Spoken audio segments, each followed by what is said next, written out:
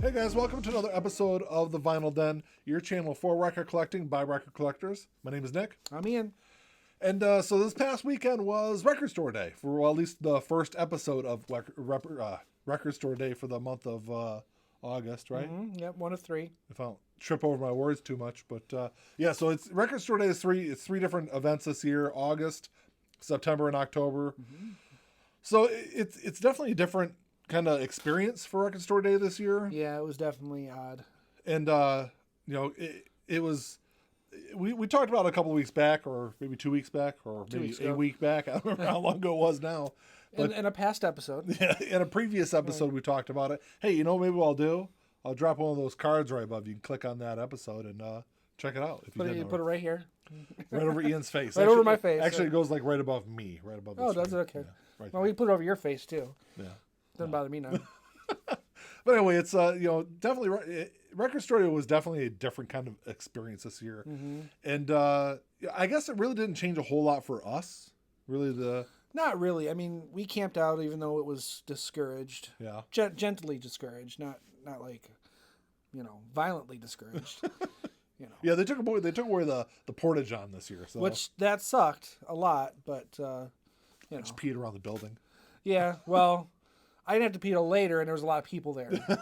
I wasn't, planning on getting put on the sex offenders list for peeing in public. But, all that being said, it probably would have been nice to have a porta john. But, Yeah, especially since we were the first ones there. yeah. So I guess kind of to get a little context to it, last year Ian worked on Record Store Day. So Record Store Day last year was the second Saturday in April, so it was really cold out.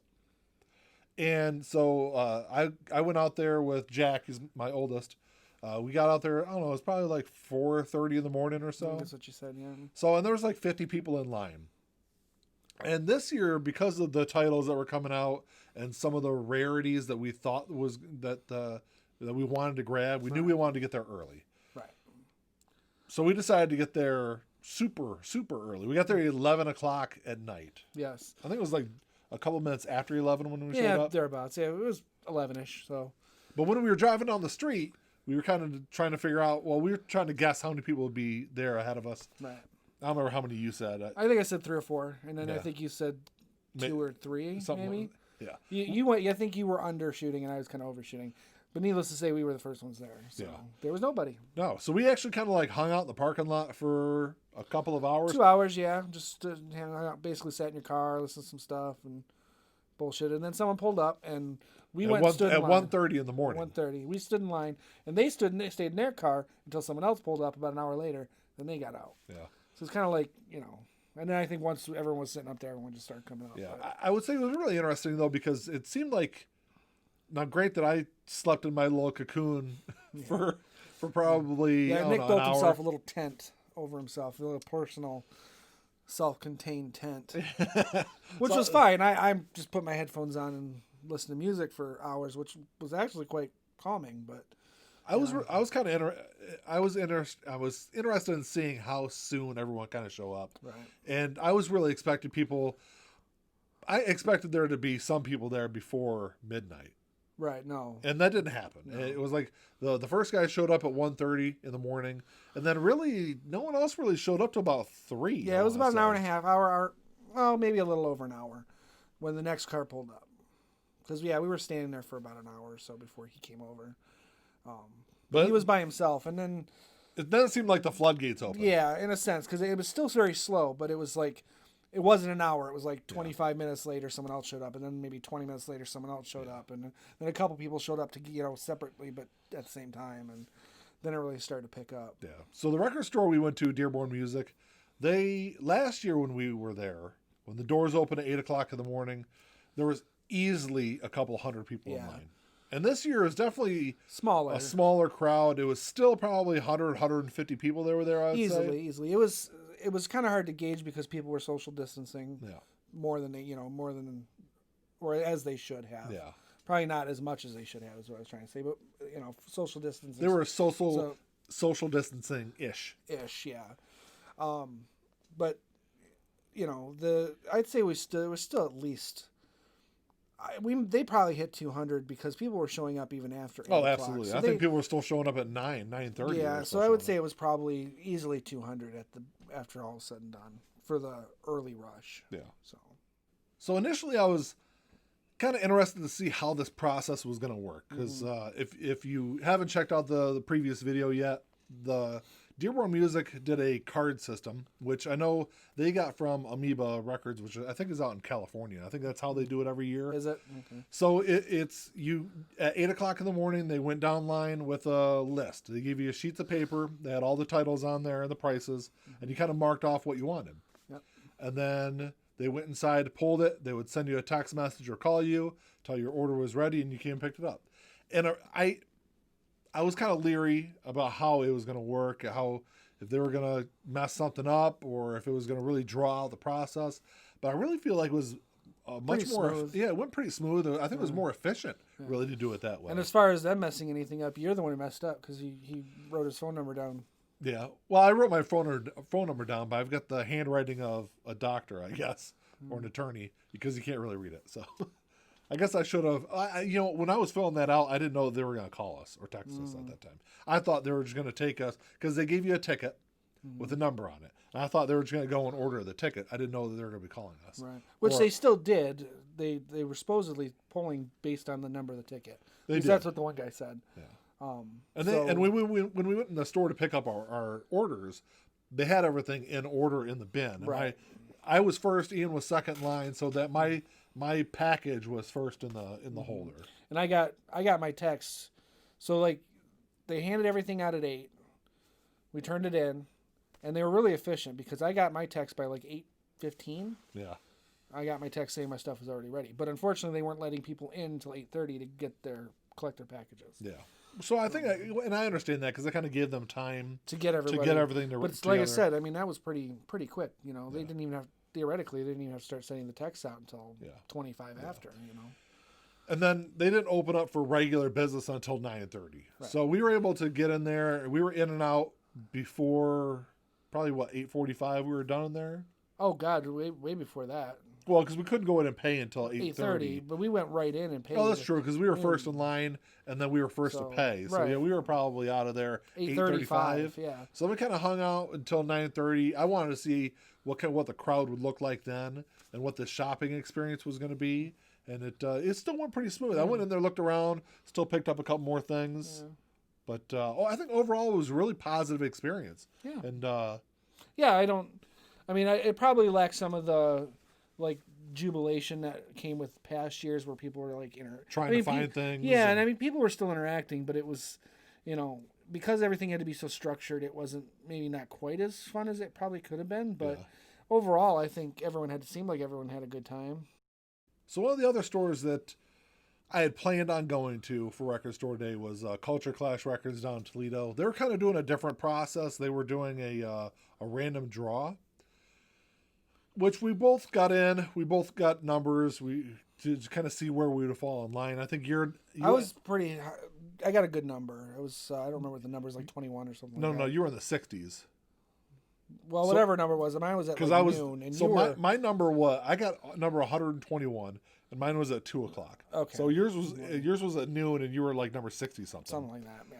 Which, it's okay. Well, we had both kind of got in line and to get numbers to see if we would get up in that number 1, 2, 3. But it was done online and it's random. It's like a random drawing. Random, so, my problem with that is that, I mean, sure it's fair, but I'm not a lucky person, generally speaking.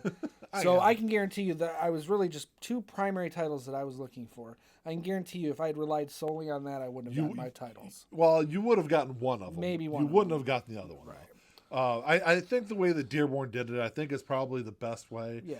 And I think it's probably the way that they might continue to go on. Even after the pandemic and everything is over, I think they kind of might keep that process. Possibly. Just because of how efficient it was. Right.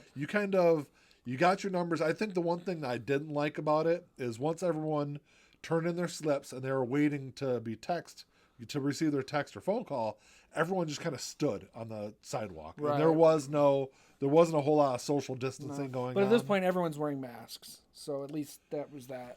Correct. Which but when we were in line, no one was really kind of wearing masks because everyone was still separated and everything. I think I would have preferred them to not let everyone kind of hang out right Well, there. they did several times try to emphasize that you can go sit in your car. Yeah.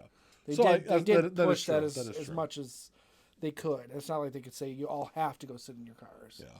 So, But I mean, and that's just a small thing. I think overall it was a really positive experience. yeah. Go back and check out my video from last Thursday where I go over the records I picked up. Mm-hmm. And that's I might do a video, but I mean, the two I got that I wanted, he got as well. So they're in his video. I might mention them in a future video if I ever do a future video.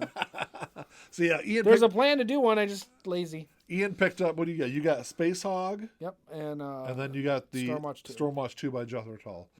When I went back to Dearborn Music yesterday, actually I was there. They still had a couple. They still had a couple of copies that were left. They had maybe 3 copies on the wall and then 1 copy in their record store day bin. Right. So it might have still been available, but you never know. You don't know how how fast they're gonna go. Right. I know that I was really surprised how popular that Thelonious Monk album was. I'm really glad I grabbed it because it's going for over $200 on Discogs already. The Space Hog, I knew that was going to go high. I even saw videos specifically about. I didn't watch the videos, but I saw other YouTube channels. I mean, that was like their focus. So there were a lot of people looking for that album. Yeah. So it's going to be interesting, I think, kind of go moving forward over the next couple of weeks and see how much pricing drops online. Because, like I said, I know the Thelonious Monk is going for a lot. Space Hog's going for a lot. There's a couple of 45s that came out that are going for not a whole lot. I mean, but more than what they were originally. Yeah, they were $15 on Record Store Day. They're going for 50, 60, $70 now. But a lot of that pricing is really inflated by those flippers, which that's a great thing about Dearborn Music is they kind of limit a lot of that because you're only allowed 1 copy of. Although I did notice a lot of other stores were saying the same thing, 1 copy per customer, which is fine. But that gives everyone a chance to get it. Not everyone who wants it may get it, but the vast majority of people who want it will at least have an opportunity to get it. I know that at a reasonable price. Recently, Blink-182 released Dogs Eating Dogs, which is an EP that they did back in 2011, I want to say. It was right around that time. Mm-hmm. It was before Tom left the band the second time. They did an EP, and it's never been available on vinyl. Okay. So on the 182nd day of this year, they released it on vinyl, but there wasn't any kind of limits. So people bought. It was released on red and it was released on white, and I want to say they were like $20-$25 each, and they were gone within minutes. They were just everything was bought up, and now they're going for $150-$200 online. So that's all it was. People are just buying, and that's the thing that really irritates me about things like Record Store Day Black Friday, and these kind of exclusive releases is when guys or people or companies go there, or record stores go there specifically just to buy these things up, just to flip them. It doesn't make any sense because it's basically turning people's passion into a real estate gig. Essentially. Yeah. People who like the band and really are passionate and follow the band should have an opportunity to get this stuff and not have to pay a fortune for it. But unfortunately, that's not the case in some, for a lot of this. Yeah. So I do agree. I think 1 per customer on special days like that is fair. Yeah. Record Store Day, you're always going to have those. And I guess even with the 1 album limit, you're still going to have guys that are going to go in there and literally buy everything, just looking. 1 of each, and then have their buddy buy 1 of each. And and knowing that they have no intention of keeping that album just to flip it. I guess if you're a Thelonious Monk fan and there's only 1,000 of them being released, you're going to get it. Right. But if you don't know that, sure, I'll grab that, and then you see it's going for $200, and you're like, sweet, I can flip that. Right. But that's, like I said, you're always going to have that. I don't know if there's really any way to kind of get rid of that, but no. But as long as it's fair, like I said, if 1 per customer, a lot more people get an opportunity to get it who want it and want to enjoy it, and then whatever's left over, then the other people can get it and flip it if they want. That's the fairest thing you can do. Well, that's all I got for this week. I guess that's all we got for this week. I don't know why I say I, but Well, you're a trying selfish to prick. leave you out. Well, all you have to do is push me over. I won't get up. Well, that's all we got for this week. It was definitely, like I said, it was a fun experience, an interesting experience. I'll be doing it again in September. I don't know if he's going to be joining me. No, I but got to work. And I'll definitely be there, and we'll see kind of how it goes. But like I said, go back and check out our video from Thursday. I'm not sure if we're going to have a video up this coming Thursday. We'll see. maybe if I get ambitious and do something. We'll see what Ian comes up with. But that's all I got. Until next time, Talk to y'all later. keep on spinning. Peace.